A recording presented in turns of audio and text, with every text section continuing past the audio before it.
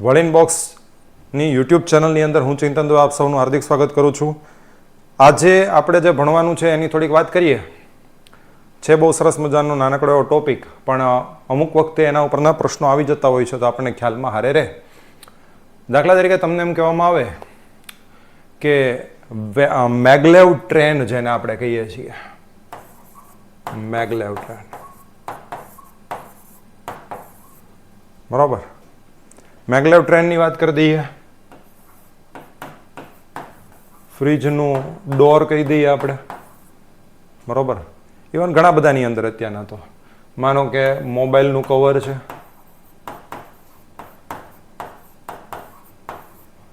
આ બધામાં રહેલી સામાન્ય કોમન વસ્તુ શું છે? તો એ છે ચુંબક, અથવા એને કહેવામાં આવે છે મેગ્નેટ. કઈ કઈ રીતે આ તમને ખ્યાલ છે? ફ્રીજના ડોરની અંદર હોય સામાન્ય છે, મોબાઈલના કવરમાં હોય સામાન્ય છે. મેગલેવ ટ્રેન શું છે હું તમને કહું. એનું આખું નામ છે મેગ્નેટિક લેવિટેશન ટ્રેન. આ ટ્રેન છે, એની ખાસિયત છે, આ ટ્રેન છે ને એ જ્યારે સ્ટેશન પર હોય, જ્યારે ઊભેલી છે ટ્રેન, ત્યારે એ પાટા નડેલી છે, પરંતુ જેવી સ્ટાર્ટ થશે એટલે એની એક ગતિ પકડશે. ગતિ પકડ્યા પછી એ પાટાથી અદ્ધર થઈને આખી એની મુસાફરી કરે છે. વિચારો, પાટાથી અદ્ધરથી મુસાફરી કરતી હોય તેને ઘર્ષણ તો બિલકુલ લાગતું જ નથી, બરાબર. ઘર્ષણ આમ એમ સમજી લો કે જાણે nearest to limit to zero થઈ જાય, ઝીરોની નજીકનું એનું ઘર્ષણ અહીંયા આગળ થઈ જાય છે. અને બહુ જેને આપણને એમ લાગે કે સાહેબ એટલી બધી સ્પીડમાં જતી હોય ટ્રેન, તો એની બ્રેક, તો કે બ્રેક એ બહુ સારી છે, સિસ્ટમ બહુ સરસ મજાની છે. મેગલેવ ટ્રેનની અંદર આપણે જો એમ કહીએ, માનવું હોય તો કહી શકાય કે એની અંદર વર્લ્ડમાં લીડર જે છે ને એ છે જાપાન. કારણ કે જાપાન છે એ ટેકનોલોજીનું બહુ ખાં છે, તો જાપાન છે એ આખી મેગલેવ ટ્રેનનું સંચાલન નહીં કરે છે. હવે એ તો તમે અંદર યુટ્યુબમાં આગળ એના વિડીયોને એવું જોશો તો બહુ વધારે મજા આવશે, વધારે ખ્યાલ આવશે. પણ આપણે જે એમાંથી ત્રણેયમાંથી વાત કરવાની હતી તો ચુંબક, મેગ્નેટ. મેગ્નેટની વાત કરીએ તો આપણે આજે આટલી વસ્તુઓ એમાં લેવાના છે. એક છે ચુંબક, એના પછીમાં એમાં આપણે કયા કયામાં તો કે એક તો એની શોધ, કઈ રીતે એની શોધ થઈ હતી. બીજું, વિવિધ આકારના ચુંબકો, કયા કયા પ્રકારના આકારના ચુંબકો હોય છે અને કઈ કઈ રીતે એને યુઝમાં લેવાના હોય છે. ચુંબકીય અને બિનચુંબકીય પદાર્થો. એ જ રીતે ચુંબકના ધ્રુવો, દિશાની શોધ અને આકર્ષણ અને અપાકર્ષણ. તો હવે જરાક એના પછીમાં આપણે સ્ટાર્ટ કરીએ. તો સૌથી પહેલા આવી જાય છે એની શોધ, કે આની શોધ કઈ રીતે થઈ હતી.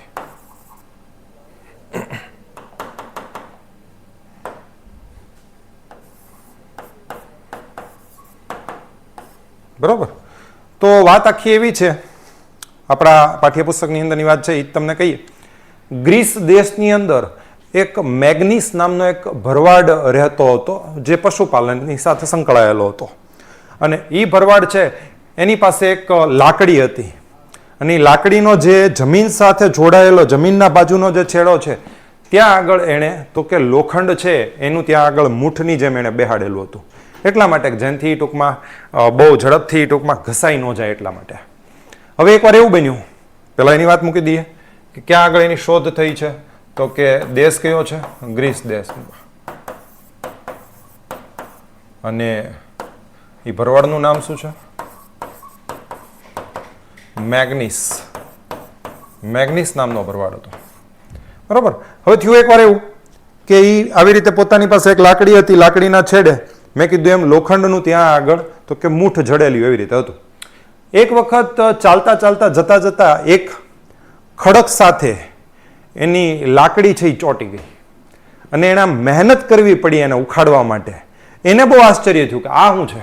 અને એના પછીમાં તો ભાઈ જાણે એ વાતની ખબર ધીરે ધીરે આખા ગામમાં પ્રસરીને પછી તો આખા દેશોમાં વિદેશોમાં પ્રસરીને લોકો બહુ ત્યાં આગળ એ વસ્તુ જોવા માટે આવતા કે લોખંડ છે એ એની સાથે ઝડપથી ચોંટી જાય છે. હવે સીધી વાત છે કે ગ્રીસ દેશની અંદર ભરવાડ મેગ્નીસ હતો, બરોબર. અને એમ પણ કહેવામાં આવે છે કે મેગ્નેશિયા પ્રાંતમાં આની શોધ થઈ હતી. એક વાત એવી પણ કહે છે કે મેગ્નેશિયા પ્રાંતમાં એની શોધ થઈ હતી. તો બંને તમારા ધ્યાનમાં રાખવાના છે. તો એટલા માટે થઈને એ જે ખડક હતા, એ ખડક છે એને નામ આપી દેવામાં આવ્યું, એમાં રહેલો પદાર્થ છે એને નામ આપ્યું મેગ્નેટાઇટ, બરોબર. અને એમાંથી આપણું આ મેગ્નેટ છે એની આખી શોધ થઈ.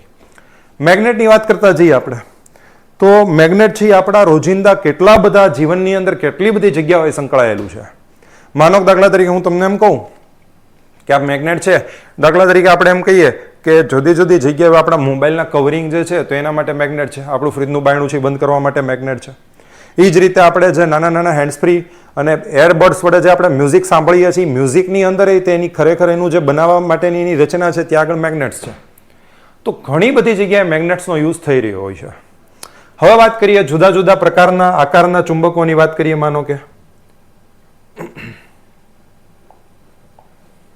જુદા જુદા આકારના ચુંબકોની વાત કરીએ તો ઘણા બધા આકારના છે. એક તો માનો ઘોડાની નાળ આકારનું ચુંબક છે, બરોબર, આવી રીતે છે, આવી રીતે એક ચુંબક જોવા મળે છે, બરોબર. એન અને એસ એના ધ્રુવો છે. એક માનો કે દાખલા તરીકે આપણે એમ કહી શકીએ ગજિયો ચુંબક છે, મોટે ભાગે જેનો યુઝ થતો હોય છે પ્રયોગોની અંદર, એ ગજિયો ચુંબક છે. આ રીતે આ એન અને એસ એના ધ્રુવો છે. એન એટલે કે નોર્થ પોલ, ઉત્તર ધ્રુવ, અને એસ એટલે કે સાઉથ પોલ, દક્ષિણ ધ્રુવ. એ જ રીતે સોયાકાર ચુંબક હોય છે.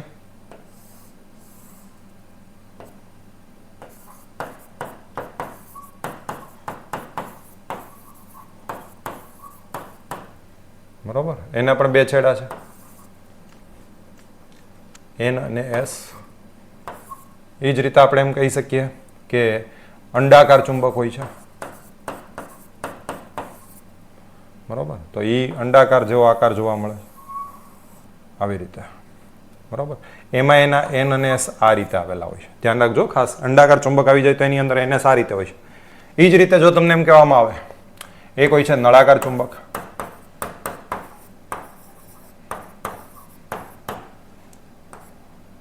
તો એની અંદર નળાકારમાં હોય છે, બરાબર. ઘણા બધા બોલ સાઇડેડ ચુંબક પણ જોવા મળે છે કે જેમાં ટૂંકમાં એક લાકડી જેવું હોય છે ને એના બે છેડે બોલ જેવી રચના આવેલી હોય છે, કેમ ડમ્બેલ્સ હોય, અને એમાં પણ ચુંબક જોવા મળી શકે, બોલ સાઇડ ચુંબક, બરાબર. તો ઘણા બધા ચુંબક અત્યારના તો હજી આપણે વાત કરીએ તો ચુંબકોનું પ્રવાહી ચુંબક પણ બનાવવામાં આવ્યું છે જેનો પણ ઉપયોગ થતો હોય છે. અને આપણી જે ડેઇલી રોજિંદી રૂટીન જે જીવનની અંદર તો આપણે ચુંબકોનો ઉપયોગ કરતા જ હોઈએ છીએ, પણ વિજ્ઞાન અને ટેકનોલોજીના ઘણા બધા ક્ષેત્રોની અંદર ચુંબકનો ઉપયોગ થતો હોય છે. એક આપણે વાત કરશું આગળ ઇલેક્ટ્રોમેગ્નેટિક, તો ત્યારે મને એક જરાક તમે યાદ કરાવજો, સોરી. તો ત્યાંથી વાત આગળ કરીએ આપણે. તો ચુંબક જે છે એની અંદર એક વાત એની આવી જાય છે એના ધ્રુવોની, બરોબર. એક પહેલા આપણે એ જરાક જોઈ લઈએ કે આપણે ટોપિક વાઇઝ જે ચાલીએ છીએ એમાં પરફેક્ટ કઈ આગળ બાકી રહેતું હોય.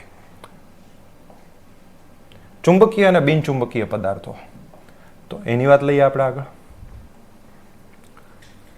તો કે આ એક વખત પ્રશ્ન પૂછાઈ ગયેલો છે, ચુંબકીય પદાર્થો. ચુંબકીય પદાર્થો એટલે શું? એવા પદાર્થો કે જે ચુંબકની સાથે ચોટે છે. દાખલા તરીકે લોખંડી તો બહુ જાણીતું છે, લોખંડ તો ચુંબકની સાથે ચોટે એ સામાન્ય છે, પણ એના સિવાયના બે દાખલા તરીકે તત્વો હોય તો એ ચુંબકની હારે ચોટે છે. સમજો ખાસમ ખાસ. તો કે ચુંબકીય પદાર્થો કોને કહેવાય? જે ચુંબક સાથે ચોટે, ચુંબક સાથે ચોટે, બરાબર, તેવા પદાર્થોને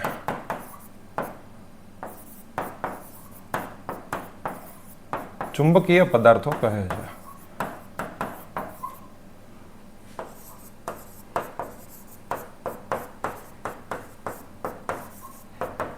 બરાબર. આમાં આપણને બધાને એક તો ક્લિયર કટ ખ્યાલ છે કે એક તો છે લોખંડ, જેની સંજ્ઞા છે Fe, બરાબર, આપણે વાત થઈ ગઈ છે લોખંડ Fe.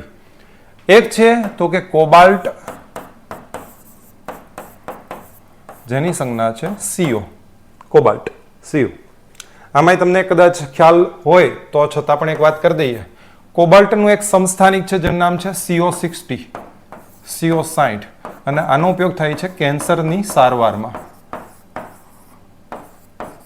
બરાબર. આ વાત આપણને ખ્યાલમાં રહે, કેન્સરની સારવારમાં ઉપયોગ થાય છે કોબાલ્ટ 60 નો. એક આની અંદર હજી પણ છે, એનું નામ છે નિકલ, બરાબર.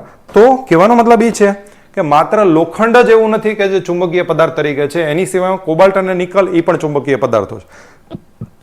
બિનચુંબકીય પદાર્થોમાં તો બહુ ક્લિયર છે કે જેટલા પદાર્થો નથી ચોટતા એ બધા બિનચુંબકીય. બિનચુંબકીય પદાર્થો ઘણા બધા થશે. માનો દાખલા તરીકે આપણે એમ કહી શકીએ લાકડું છે, કાગળ છે, પ્લાસ્ટિક છે, બરોબર. આ બધા બિનચુંબકીય પદાર્થો છે. તો હવે એમાં આગળ એક વાત આપણે તમને કરીએ ખાસમ ખાસ, એક બીજી આની સાથે જે સંકળાયેલી વાત છે એ તમને કહીએ છીએ.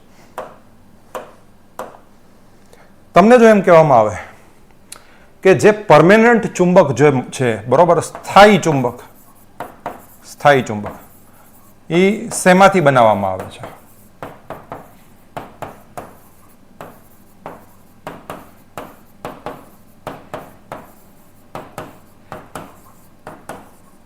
સ્થાયી ચુંબક છે એ શેમાંથી બનાવવામાં આવે છે? સ્થાયી ચુંબક. તો સ્થાયી ચુંબક જે છે ને એ બનાવવામાં આવે છે, અહીંયા તમે વિડીયો પોઝ કરો, તમારી મેળા વિચારો, અને એવું લાગે તો નજીકમાં તમારી પાસે નોટબુક હોય એના ઉપર તમે નામ લખો, બરોબર. કદાચ માનો દાખલા તરીકે વાર લાગી જાય તો ત્યાં સુધી વિડીયો પોઝ રાખો, અને હવે તમે જવાબ હું આપું છું. એ છે સ્ટીલ. સ્થાયી ચુંબક છે એ બનાવવામાં આવે છે સ્ટીલમાંથી. આ ખાસ ધ્યાન રાખજો, સ્ટીલમાંથી સ્થાયી ચુંબક બનાવવામાં છે, પરમેનન્ટ મેગ્નેટ જેને આપણે કહીએ છીએ. બીજું, કોઈ પણ ચુંબકનો કેટલો એરિયા ચુંબકીય હોય છે? કોઈ પણ ચુંબકનો કેટલો ભાગ ચુંબકીય હોય છે?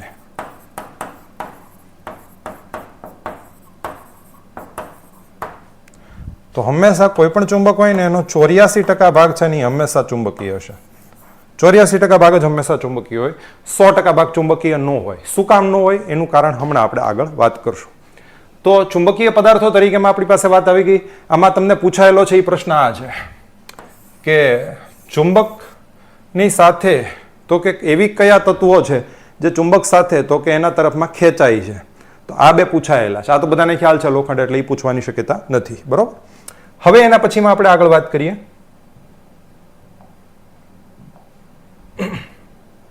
તો આવી જાય છે ચુંબકના ધ્રુવોની વાત. તો એને આપણે લઈએ.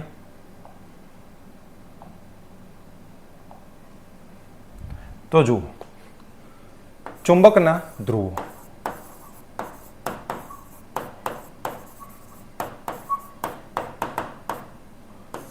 તો આપણે બધાને ખ્યાલ છે ચુંબકના બે ધ્રુવોની વાત મેં તમને જ્યારે એના આકાર કીધા ત્યારે એની વાત કરી.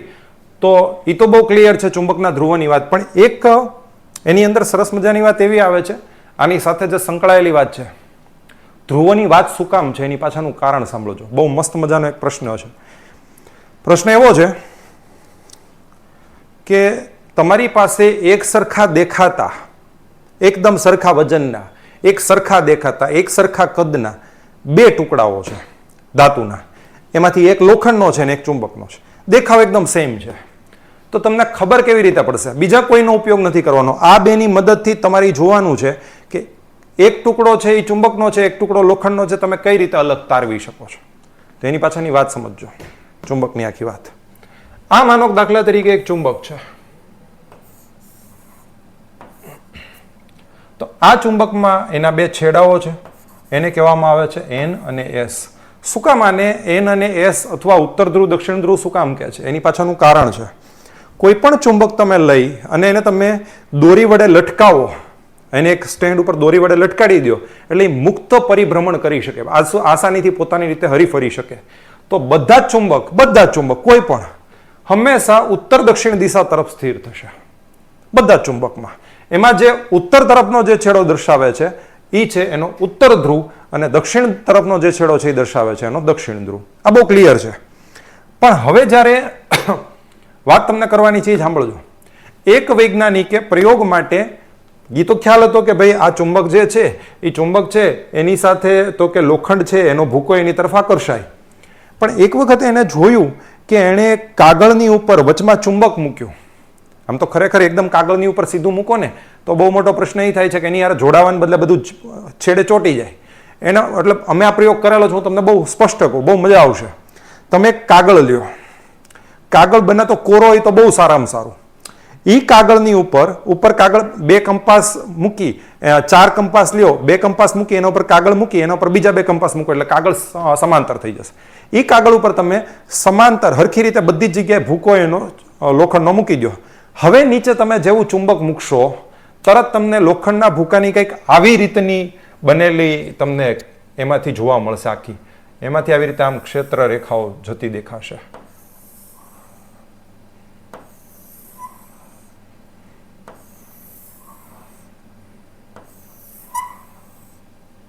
સેમ વે આ રીતે.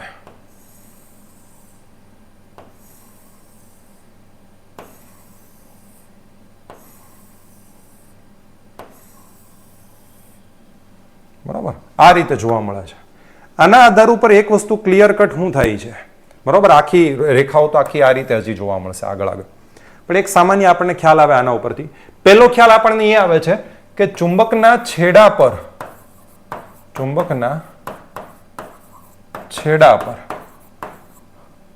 ચુંબકત્વ ઘણું વધારે છે. ચુંબકત્વ એમ સમજો ને મેક્સિમમ છે. એટલે માટે સૌથી વધારે ત્યાં આગળ જ જોડાયેલા રહે છે. સમજાણું? સૌથી વધારે ત્યાં જ જોડાયેલા રહે છે. બીજી વસ્તુ શું જાણવા મળે છે તો કે ચુંબકના મધ્ય ભાગે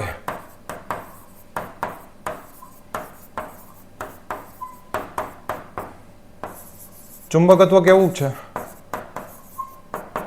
0. ચુંબકના મધ્ય ભાગે ચુંબકત્વ કેવું છે? 0 છે. સમજો, આપણે વાત કરી હતી બે તમે એક સરખી માનો, દાખલા તરીકે તમને લોખંડના અને એક ચુંબકના બે એક સરખી પટ્ટીઓ આપવામાં આવે, ખબર કેમ પડશે? તો ક્લિયર છે. એક પટ્ટી લ્યો હાથમાં અને બીજી પટ્ટીને એના છેડા ઉપર તમે આમ ફેરવો. જો લોખંડ હશે તો છેડો છે બધી જ જગ્યાએ એક સરખો. માનો કે લોખંડની પટ્ટી મારા હાથમાં છે, બરોબર, આ માનો કે લોખંડની પટ્ટી છે, માનો કે આ છે લોખંડની પટ્ટી છે, આ બીજી પટ્ટી છે. હું એને આવી રીતે આમ છેડા ઉપર હું ફેરવીશ તો આ લોખંડ છે એટલે બધી જ જગ્યાએ ચોટેલું રહેશે. પણ હવે માનો દાખલા તરીકે ચુંબક છે એના છેડા ઉપર હું ફેરવીશ તો એના છેડાના ભાગે તો ચોટેલું રહેશે, ધ્રુવના ભાગે તો ચોટેલું રહેશે, પણ વચ્ચેના ભાગે એ ચોટશે નહીં. આ ચુંબક છે એટલે. તો આનાથી મને ખબર પડે છે કે કોઈ પણ ચુંબક હોય, કોઈ પણ, એના ધ્રુવો ઉપર, છેડા ઉપર એટલે કે આપણે એમ કહી શકીએ કે એના ધ્રુવો ઉપર ચુંબકત્વ સૌથી વધુ હોય. કારણ કે ત્યાં આગળ આ જે ચુંબકીય બળ રેખાઓ જે જાય છે ને એ સૌથી વધારે ત્યાં આગળ એકદમ નજીક ગોઠવાયેલી છે, એટલે સૌથી વધારે. અને સામાન્ય રીતે તમે કોઈ પણ ચુંબક છે એને માનો દાખલા તરીકે તમે લોખંડના ભૂકાની વચમાં મૂકી દેશો ને તો લોખંડનો ભૂકો બધો એની ફરતે અહીંયા આગળ એના બંને ધ્રુવને ફરતે છવાયેલો હશે, બરોબર, આખા ઢાંકી દે એને રીતસર. પણ વચ્ચેનો ભાગ જે છે એ મોટા ભાગે અટકી જાય. એટલે વચ્ચેના ભાગે હંમેશા ચુંબકત્વ છે એ 0 હોય છે. મેં તમને કીધું હતું 84%. એનું કારણ એ જ છે વચ્ચેનો જે 1% જે ભાગ છે ને ત્યાં આગળ ચુંબકત્વ બિલકુલ જોવા મળતું નથી. એક વસ્તુ આવી જ રીતે એક માનો દાખલા તરીકે કહેવામાં આવે, આને આ જે ચુંબકનો જે એરિયા છે, બરોબર, ચુંબકનો એવો એરિયા કે જ્યાં આગળ ચુંબકની આ ક્ષેત્ર રેખાઓ છે એ જોવા મળે છે અને એને લીધે માનો કે અહીંયા તમે કોઈ લોખંડનો ભૂકો મૂકો તો એ ચુંબક પોતાની તરફ ખેંચી લે, એને કહેવાય છે ચુંબકીય ક્ષેત્ર. ચુંબકીય ક્ષેત્ર, બરોબર. તમને વ્યાખ્યા પૂછવાની શક્યતા કોઈ છે નહીં, સમજાય એટલું ખ્યાલ આવી જાય એટલું કરીએ, બરોબર છે. પણ ચુંબકીય ક્ષેત્રની ખાસિયતમાં સાંભળજો, ચુંબકીય ક્ષેત્રનો એકમ પૂછાઈ શકે અને એનો એકમ છે એ છે ટેસ્લા. બરોબર, આપણે બધાને ખ્યાલ છે ટેસ્લા કોઇલ આપણે બધા જોયેલી હોય, બરોબર, વિડીયોમાં એમાં આપણે જોયેલી હોય. નિકોલાઈ ટેસ્લા કરીને એક હતા, બહુ જોરદાર વૈજ્ઞાનિક હતા. એ ટેસ્લા જે છે એમણે એક ટેસ્લા ટાવર એક આખો બનાવ્યો હતો, ટેસ્લા કોઇલ, કે માનો તમે આખા શહેરની વચમાં એક આવો ટાવર મૂકી દો તો લોકો પોતાના ઘરે દરેકે જે આપણે અત્યારના લાઇટના દોરડા વડે જે લાઇટ પહોંચાડવી પડે છે એવી કઈ માથાકૂટ જ નહોતી રહેતી. એ ટાવર વડે કોઈ પણ પોતાના ઘરે છે આસાનીથી લાઇટ ચાલુ બંધ કરી શકે, કોઈ લાઇટની જરૂર વગરમાં, કોઈ ટૂંકમાં દોરડા વગર એ પહોંચાડી શકે, બરાબર. તો એના ઉપરથી ચુંબકીય ક્ષેત્રનો એકમ મૂક્યો છે ટેસ્લા. એક આ વસ્તુ અગત્યની છે, એક આ બે વસ્તુઓ કીધી એ તમારા માટે અગત્યની. બીજું આમાં આગળ આવશે ચુંબકીય પ્રેરણની વાત કરીએ. હવે પેલા અહીંયા આગળ પેલા એ જોઈ લઈએ કે આપણે આમાં કઈ વસ્તુ બાકી રહેલી છે. તો હવે આવે છે દિશાની શોધ અને આકર્ષણ અને અપાકર્ષણ.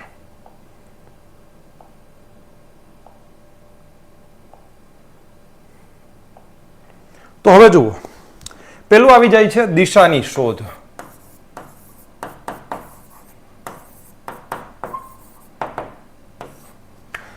તો જૂના સમયગાળાની અંદર જે કોઈ પણ લોકો લાંબી મુસાફરીઓ ખેડતા એ લોકો પોતાની પાસે ચુંબક રાખતા. આમ તો જુઓ ઘણી બધી વસ્તુઓ છે જેના વડે તમે માનો કોઈ પણ જગ્યાએ ક્યારેય પણ ફસાઈ જાઓ તો તમને કોઈ પણ એક દિશા મળી શકે. આજે માનો ઉત્તર મળી ગઈ, માનો તમારી સામે ઉત્તર છે, બરોબર, તો ક્લિયર કટ છે કે તમારો જમણો હાથ જે દર્શાવે છે, આ રીતે કરશો તો જમણો હાથ, તમારો જમણો હાથ જે દર્શાવે છે એ કઈ દિશા છે?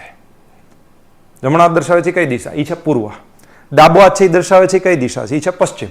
અને ઉત્તરની બિલકુલ સામેની બાજુએ છે એ છે દક્ષિણ. તો એક જ દિશા મળી જાય કામ ક્લિયર થઈ જાય. પણ મોટો પ્રશ્ન એ થતો ખબર કેમ પડતી? તો ઘણી બધી વાર એવું થતું કે આ લોકો ઉત્તરના ભાગમાં એક તારો આપણને જોવા મળે છે જેને આપણે કહીએ છીએ રાત્રિના સમયગાળામાં ધ્રુવનો તારો. ધ્રુવનો તારો હંમેશા ઉત્તર દિશા તરફ જ હોય. તો સીધી તારા તરફની દિશામાં તમે જવા માંડો એટલે ઉત્તર દિશા થઈ ગઈ. એને અનુલક્ષીને તમે દિશાઓ ગોઠવી શકો. એ જ રીતે હવે એ પ્રશ્ન ક્યારે થાય કે એ સમયગાળો ક્યારે? કે જ્યારે રાતનો સમયગાળો હોય ત્યારે મળે અને જ્યારે વાદળછાયો આકાશ ન હોય ત્યારે. પણ માનો કે વાદળછાયો આકાશ હોય અથવા દિવસના સમયે ગોતવું હોય તો આપણને કામમાં આવે છે. આ છે બરોબર ચુંબકો. કોઈ પણ ચુંબકને મેં તમને કીધું એમ લટકાવો એટલે એ તરત છે ને ઉત્તર દક્ષિણ દિશા તમને દર્શાવે. તો પહેલેથી આ લોકો ચુંબકની ઉત્તર દક્ષિણ દિશાઓ નક્કી કરી એ દિશાને અંકિત કરી દેતા. એટલે જ્યારે પણ માનો કોઈ પણ જગ્યાએ સલવાઈ જાય એટલે તરત એ ચુંબકને લટકાવે. ઘણા બધા લોકો પોતાની પાસે રીતસર ઓલી કેમ ઘડિયાળ આવતી, ખિસ્સા ઘડિયાળ, પહેલા જૂના સમયમાં તમે જોશો ને ખિસ્સા ઘડિયાળ આવતી, એવી રીતે આ લોકો છે એ ચુંબકને પોતાની સાથે રાખતા અને એને જેવું લટકાડે એટલે ફટ દઈને એનો ઉત્તર છેડો ખબર પડી જાય એટલે એના આધારે નક્કી કરી શકાય. એમાંથી આગળ જતા એક યંત્રની શોધ થઈ અને આની વાત પણ કરેલી છે, બરોબર, કે દિશા શોધક યંત્ર.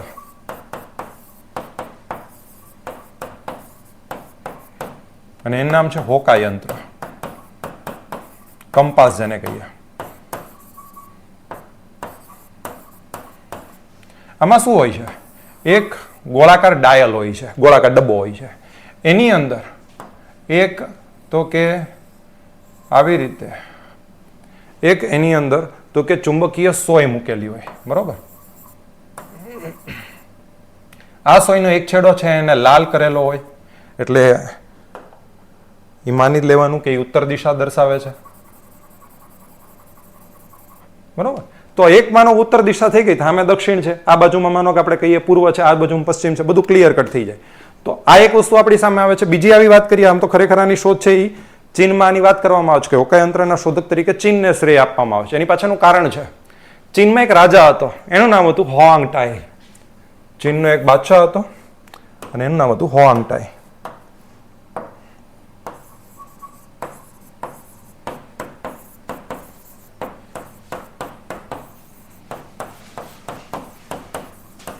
આ હોઆંગ ટાઈ જે છે એના રથ ઉપર એક સ્ત્રીનું પૂતળું મૂકેલું હતું. એ સ્ત્રી હંમેશા ઉત્તર દિશા છે એ હંમેશા દર્શાવ્યા કરતી. એટલે એના આધારે બાકીની દિશાઓની ખબર પડી શકે. ટૂંકમાં ચીનના જે લોકો છે એ ચુંબકની આ શક્તિ વિશે એક માહિતગાર હતા અને એનો ઉપયોગ એ લોકોએ દિશા શોધન તરીકે કર્યો છે. હવે આવે છે એના પછીની બીજી વસ્તુ જેને કહેવામાં આવે છે આકર્ષણ અને અપાકર્ષણ. આકર્ષણ અને અપાકર્ષણ.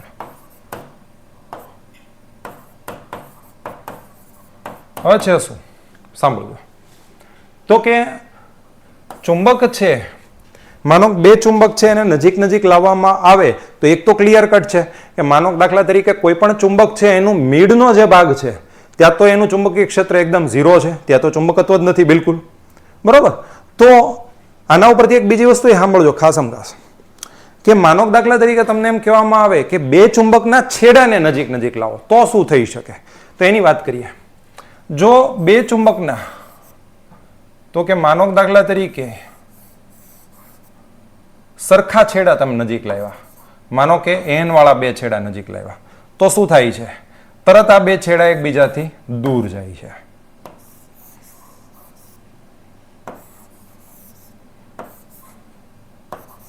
બરોબર, દૂર જાય છે. સેમ વે માનો દાખલા તરીકે ત્યાં આગળ તમને એમ કહેવામાં આવે કે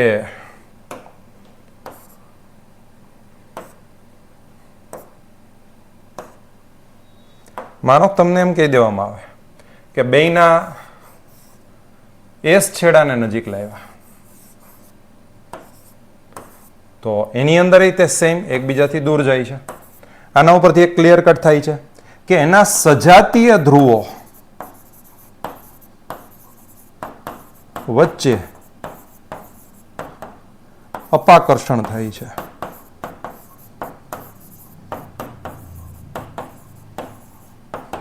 એના સજાતીય ધ્રુવોની વચ્ચે અપાકર્ષણ થાય છે. બીજું એવું ચેક કરવામાં આવ્યું કે એના અલગ અલગ છેડાઓને નજીક રાખ્યા હોય તો, માનો કે એક N છે અને એક S છે, તો શું જોવા મળે છે? તો બંને એકબીજાના એકદમ જેને કહેવાય કે નજીક આવી જાય છે. કહેવાનો મતલબ એ છે કે એના વિજાતીય જે ધ્રુવો છે, અલગ અલગ ધ્રુવો, તો કે એમની વચ્ચે આકર્ષણ થાય છે. આકર્ષણ થાય છે. તો હંમેશા આ એક વસ્તુ ક્લિયર રહે. આના જ આધાર ઉપર મોટાભાગે મેં તમને વાત કરી હતી સૌથી પહેલા શરૂઆતમાં જે મેગ્લેવ ટ્રેન, મેગ્લેવ ટ્રેન આકર્ષણ અને અપાકર્ષણના સિદ્ધાંત ઉપર જ આખું કામ કરે છે. એટલા માટે જ આખી મેગ્લેવ ટ્રેન છે પાટાથી અદ્ધર થઈને ચાલે છે. એ જ રીતે ઘણી બધી વાર અત્યારના તમે જોતા હશો, કદાચ યુટ્યુબમાં કે એમાં સર્ચ મારજો, મેગ્નેટિક બેડ. એક આખો મેગ્નેટિક બેડ છે, એ આખો હવામાં જ એકદમ રીતસર હવામાં છે. એના ઉપર માણસો માનો દાખલા તરીકે એના ઉપર ઠેકડો મારી લે ને તો પણ એ બેડ છે, એ આખો હવામાં જ અદ્ધર રહે છે. એની પાછળનું જવાબદાર કારણ આ જ છે. બરોબર? તો આકર્ષણ અને અપાકર્ષણ અહીંયા જોવા મળે છે. હવે આના ઉપયોગની આપણે વાત કરવી છે તો કે વિદ્યુત સાથે સંકળાયેલી બાબતને. બરોબર?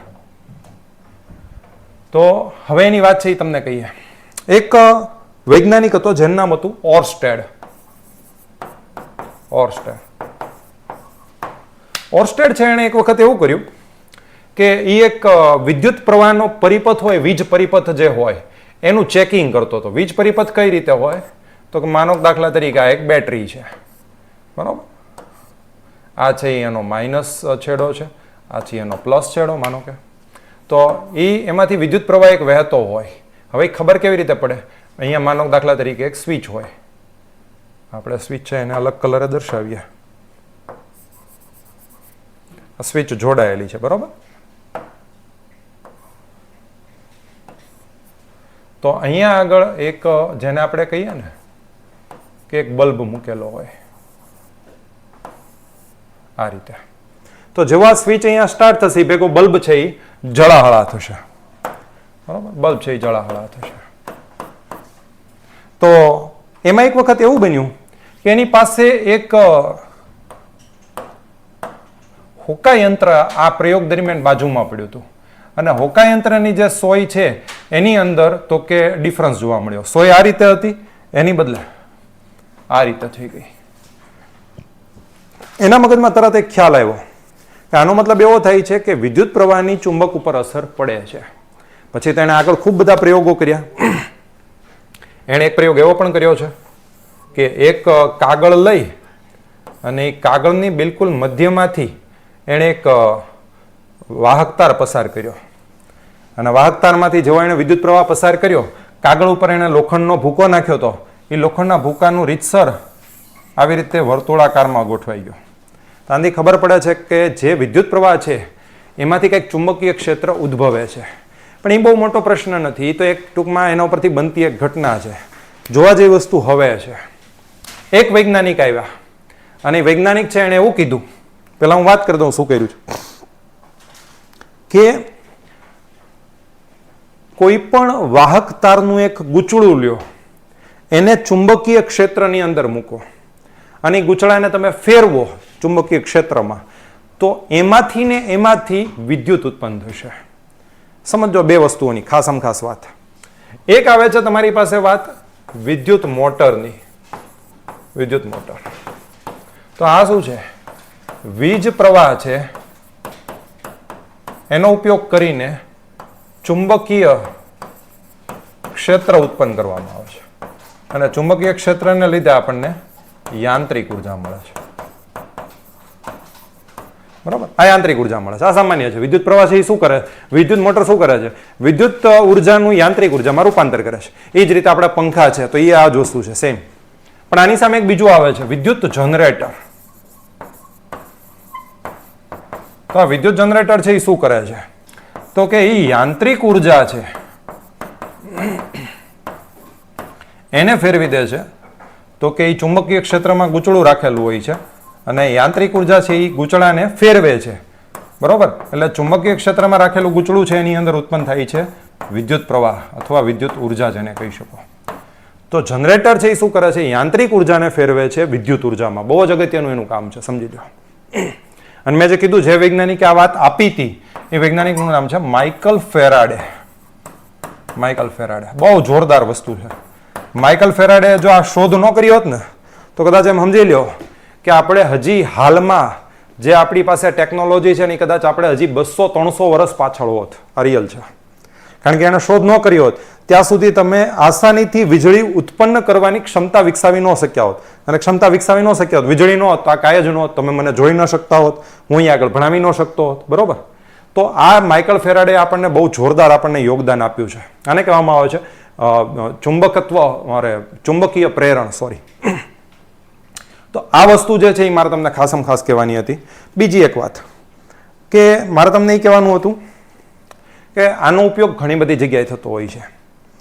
કે આજે દાખલા તરીકે આ જે પ્રક્રિયા મેં તમને કીધી ને, વીજ પ્રવાહનો ઉપયોગ કરીને ચુંબકીય ક્ષેત્ર ઉત્પન્ન કરવાની પ્રક્રિયા, કઈ રીતે? અમુક વખતે તમે એવું જોતા હશો કે અમુક ક્રેન્સ એવી હોય છે, ઇલેક્ટ્રોમેગ્નેટિક ક્રેન હોય છે. કેવી કે ક્રેન છે એની નીચે નાનકડું એવું એક ચુંબક ગોઠવેલું છે. એ ક્રેન છે એની એક સાઈડમાં લઈ જવામાં આવે, ત્યાં આગળ બધો ભંગાર પડ્યો છે, ત્યાં એ ચુંબક છે ને એ રીતસર એક્ટિવેટ થાય. એ વીજ ચુંબક છે, સમજો, ઇલેક્ટ્રોમેગ્નેટ છે. મતલબ કે જ્યાં સુધીમાંથી ઇલેક્ટ્રિક પ્રવાહ પસાર નહીં થાય ત્યાં સુધી એમાં ચુંબકીય ક્ષેત્ર નહીં બને. એટલે એમાંથી વિદ્યુત પ્રવાહ પસાર કરવામાં આવે, ચુંબકીય ક્ષેત્ર તૈયાર થાય, એને લીધે એમાંથી જે ભંગાર છે એમાંથી બધો લોખંડનો ભાગ એની હારે જોડાઈ જાય. પછી ક્રેનને બીજી સાઈડે ગોઠવી અને ત્યાં આગળ એ જેવો વિદ્યુત પ્રવાહ બંધ કરે એટલે ચુંબકીય ક્ષેત્ર બંધ થવાથી લોખંડ બધું નીચે પડી જાય. તો એક આ પણ યુઝ થાય છે એનો. એ જ રીતે તમને ખ્યાલ છે સીટી સ્કેનનું આખું જે મશીન છે એ મશીનની અંદર આખું ચુંબકીય ક્ષેત્ર ઉત્પન્ન કરવામાં આવે છે. તો એ ચુંબકીય ક્ષેત્રનું જે આખું ઉત્પન્ન કરવામાં આવે છે એની મદદથી જે આખી જે એની સીટી સ્કેનની જે આખી ઇમેજ છે એ બધી એની મદદથી લેવામાં આવે. તો અત્યારના ચુંબકત્વનો ઉપયોગ ઘણો બધો થઈ રહ્યો છે. હવે એક નાનકડી એવી વાત લઈ અને આપણે અહીંયા વિરામ લઈએ છીએ. એ વાત એવી છે કે આની બધાની પાછળનું કારણ શું છે? What is the main cause? બરોબર. તો કારણ સાંભળજો. એની પાછળનું કારણ છે એ છે ડોમેઇન. એક અવધારણા આવી છે ડોમેઇનની, અને અત્યારે સાચું છે એ સાબિત થઈ ગયું છે. કોઈ પણ પદાર્થ હોય, માનો દાખલા તરીકે આ ચુંબકત્વ નથી, આ ખાલી લોખંડનો ટુકડો છે. તો એની અંદરના જે ડોમેન્સ છે, માનો કે અલગ અલગ કટકાઓ દાખલા તરીકે, એની અંદર નાના નાના કણો છે, બરોબર. બધામાં નાના નાના કણો છે જ. તો આ બધા કણો છે એ અલગ અલગ દિશા તરફ હોય છે. માનો કે આની વાત કરીએ આપણે, તો એક આ દિશામાં હોય, એક આ દિશામાં હોય, એક આ દિશામાં હોય, એક આ દિશામાં હોય, એક આ દિશામાં, અલગ અલગ દિશા, કોઈ નક્કી નહીં. એટલે માટે આ લોખંડનો ટુકડો છે એ ચુંબકત્વ ધરાવતો નથી. આની પાસે ચુંબકત્વ નથી. પણ માનો કે દાખલા તરીકે જો આપણે એક લોખંડનો કટકો લઈએ તો આની અંદર એના ડોમેન છે જેટલા પણ એ બધા એક જ સરખી દિશા તરફ હશે. ડોમેન એટલે નાના નાના એની અંદર ચુંબકની અંદર રહેલા નાના નાના કણો, એને કહેવામાં આવે છે ડોમેન. આના ડોમેન છે હંમેશા એક જ દિશા તરફ હશે.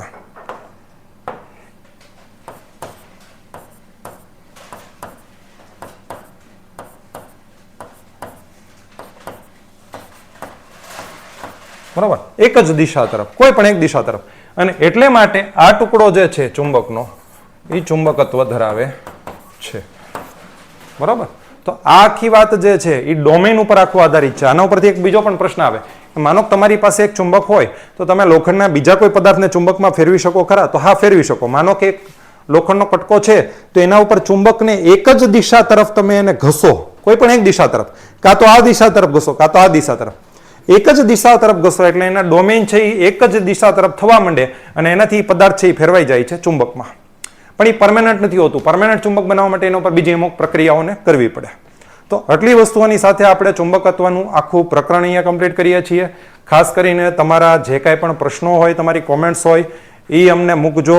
અને આપણને આનો ઉપયોગ ક્યાં કેવો થાય છે, કેવી રીતે તમને માનો દાખલા તરીકે પરીક્ષામાં ફાયદો થયો એ પણ જરૂરથી લખજો. Thank you very much.